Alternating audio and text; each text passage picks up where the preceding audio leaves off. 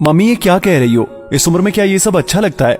कुछ हमारे बारे में भी सोचो। समाज क्या कहेगा? आपकी बहू के मायके वाले हम पर हंसेंगे।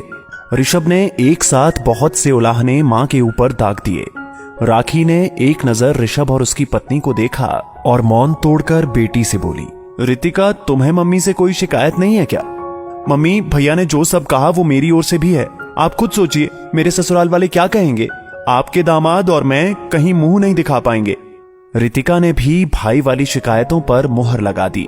राखी ने मुस्कुराते हुए जवाब दिया, मेरे बच्चों, तुम बहुत छोटे थे जब तुम्हारे पिता चल बसे।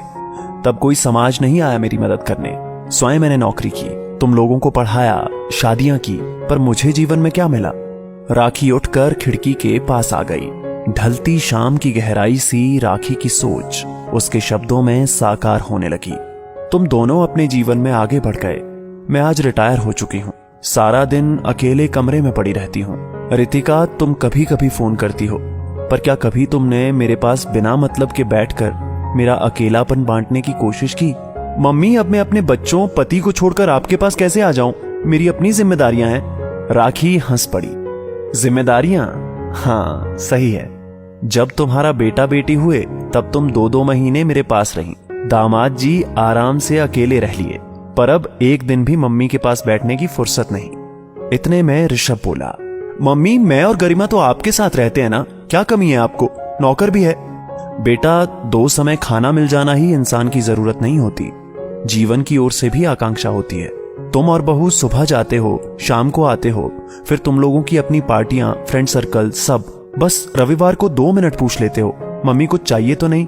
क्या मेरा जीवन नौकर से मिले खाने, कमरे में लगी टीवी, मोबाइल और रविवार को तुमसे मिले 2 बोल तक सीमित है? राखी ने भर आई आंखों के आंसू अंदर ही समेटते हुए आगे कहा, मेरी उम्र 58 साल है, यानी तुम सब और समाज की नजर में बूढ़ी औरत, जिसे बस भजन करना चाहिए, बच्चों पोते पोतियों में खुशी ढूंढनी चाहिए। लेकिन मेरी आकांक्षा कुछ अलग है। राखी कुछ रुकी और फिर बोली, मैंने ये घर बेच दिया है, इससे मिला सारा पैसा मैं रखूंगी। रितिका, सारे जेवर तुम्हारे, और जो फ्लैट किराए पर दिया हुआ था वो खाली करवा दिया है। ऋषभ, अब वो तुम्हारा है, तुम जल्दी ही वहां शिफ्ट हो जाओ। ऋषभ और रितिका अवाक से मम्मी को देख रहे थे। राखी ने अंतिम फैसला सुनाया, कल मैं और नवीन जी विवाह कर रहे हैं, उसके बाद हम दोनों विश्व भ्रमण पर जा रहे हैं। तुम लोग विवाह में आओगे तो अच्छा लगेगा, नहीं भी आओगे तो कोई बात नहीं। मुझे बचा हुआ जीवन अब अपने लिए जीना है। ये कहते हुए राखी अपने कमरे में चली गई। कमरे में लाल साड़ी टंगी हुई थी, मेज पर पासपोर्ट रखा था। बस अपने लिए जीने के सुंदर सपने के साथ राखी बिस्तर पर लेट गई।